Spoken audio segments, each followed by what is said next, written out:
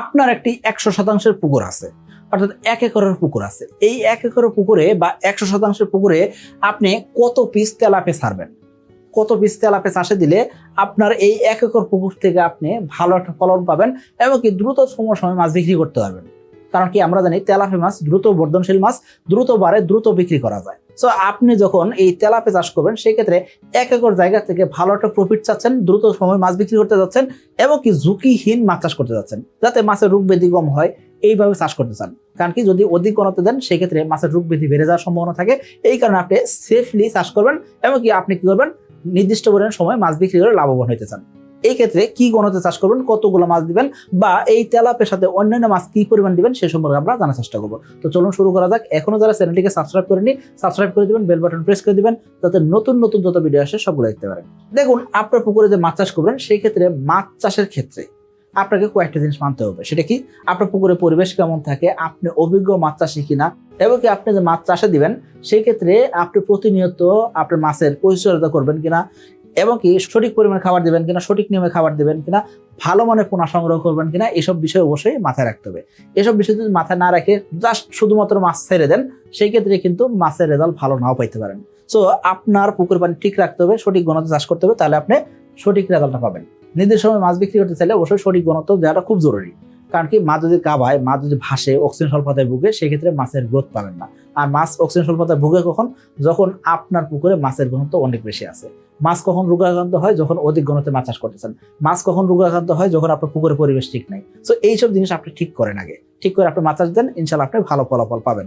2026 সালের এসে তেলাপিয়া পোনার দাম নির্ধারণ করা হয়েছে প্রতি পিস 1 টাকা 45 পয়সা করে। তাহলে আর দেরি কেন, আজই এসে তেলাপিয়া পোনার অর্ডার করুন এবং প্রায় 0% মৃত্যু হারে পোনা ডেলিভারি গ্রহণ করুন।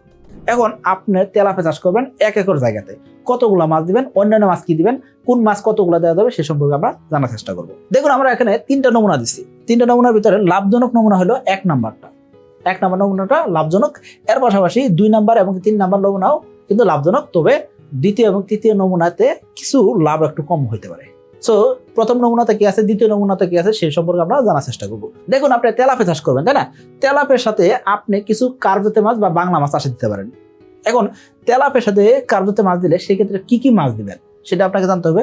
আবার 1 একর পুকুর, 100% পুকুর যেহেতু বড় পুকুরে, তাই না? তো বড় পুকুরে যদি তেলাপিয়া চাষ করবেন সেক্ষেত্রে ঘনত্ব যদি একটু কম রাখা যায় সেই ক্ষেত্রে সবচেয়ে ভালো করা যায়।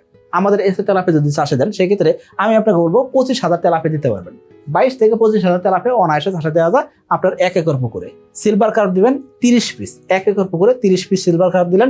কাতল মাছ দিবেন মোটামুটি, অনেকে কাতল মাছ দেন না, আবার অনেকে চাইলে 20 পিস পর্যন্ত কাতল মাছ দিতে পারে সর্বোচ্চ, এর বেশি ঘনত্ব দেওয়া উচিত হবে না। আপনি রুই মাছ দিবেন 100 পিস, মৃগেল মাছ দিবেন 150 পিস। এই পদ্ধতি চাষ করলে ইনশাল্লাহ আপনি লাভবান হতে পারবেন। আবার আপনি যদি চিন্তা করেন আমি কি করবো, একটু ঘনত্ব কম দিতে চাই, তেলাপিয়া চাষ করতে চাই, আমি এসে তেলাপিয়া চাষ করতেছি না, অন্য কোনো মাছ চাষ করতেছি, অন্য কোনো মাছ যদি হয় সেক্ষেত্রে একটু ঘনত্ব কম রাখতে চান, সেক্ষেত্রে প্রতি শতাংশে 120 পিস, তার মানে 1 একর পুকুরে আপনি 12,000 পিস মাছ দিচ্ছেন, তেলাপিয়া দিচ্ছেন, সেই ক্ষেত্রে আপনি ঘনত্ব কম রাখতে চান, এই ক্ষেত্রে আপনি চাষ করতে পারেন।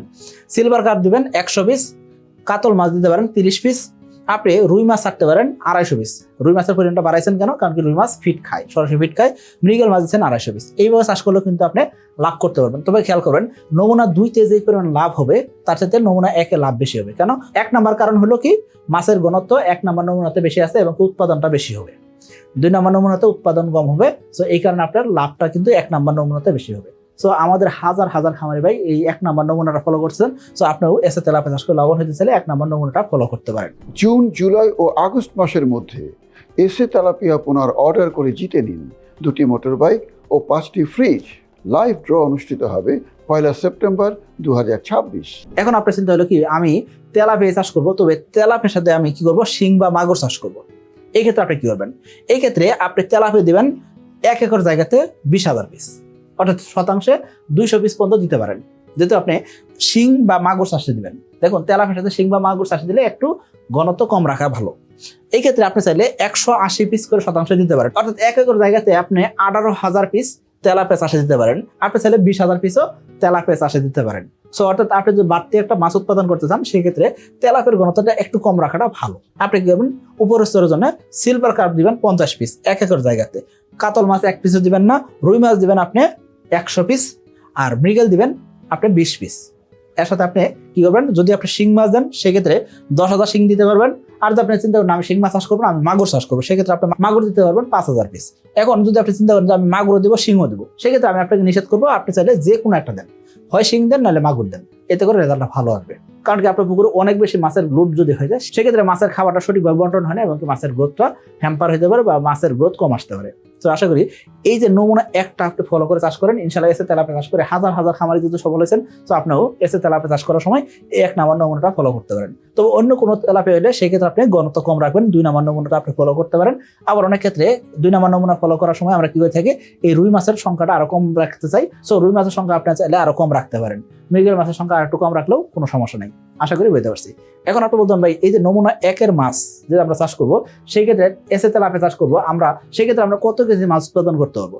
আমরা প্রতি শতাংশে 70 কেজি মাছ উৎপাদন করার টার্গেট করতেছি। 70 কেজি মাছ উৎপাদন করার টার্গেট করলে তার মানে আপনি 3 পেসে কেজি করে মাছ বিক্রি করবেন। এখন আপনি চিন্তা করছেন কি আমি 22 থেকে 25,000 এসে তেলাপিয়া দিছি, এখন আমি চাইতেছি কি 1 একর পুকুরে ঘনত্ব একটু কমায় রাখতে। এখন আপনি কি করবেন, আপনি 22 থেকে 25,000 মাছ আপনি চাষে দিচ্ছেন, যখন 3 পেসে কেজি আসছে তখন আপনি কি করেন, অর্ধেক মাছ বিক্রি করে দেন। অর্ধেক মাছ বিক্রি করে দিলে সেক্ষেত্রে একটা লাভ পাইলেন, একটা প্রফিট তো আসবে, তাই না? সেই লাভের পাশাপাশি আপনি কিছু টাকা কিন্তু বাড়তি পাইতেছেন, সেটা কি কিছু অংশ মূলধনের অংশ আপনি ফেরত পেতেছেন। এখন এই টাকাতে আপনি করতে পারবেন বাদ বাকি যে মাছগুলো পুকুরে রয়েছে, অর্ধেক মাছ রয়ে গেছে, সেই 10,000 বা 12,000 মাছ আপনার পুকুরে থাকলে এই মাছগুলোকে পরবর্তী আপনি 1 মাস খাবার দেন, ইনশাল্লাহ দেখবেন কি পরবর্তী 1 মাসের ভিতরে এসে তেলাপিয়া যদি হয় সেক্ষেত্রে 2 পিসে কেজি চলে আসবে। অর্থাৎ 4 মাসে 3 পিসে কেজি হয় এসে তেলাপিয়া। আর যদি আপনি 5 মাস থেকে 5.5 মাসের মতো রাখেন, সেক্ষেত্রে দেখবেন কি প্রতি পিস তেলাপিয়া 500 গ্রামের আশেপাশে চলে আসে, অর্থাৎ 2 পিসে কেজি চলে আসে। এক্ষেত্রে কিন্তু আপনার উৎপাদনটা বেশি করতে পারছেন, কারণ কি একবার মাছ বিক্রি করছেন, লাভ হয়েছে, আবার কিছু মূলধন ফেরত আসছে, সেই টাকাতে আপনি মাছটা খাওয়াতে পারলেন, আবার এদিক দেখে হলো আপনার উৎপাদন বেশি করতে পারছেন।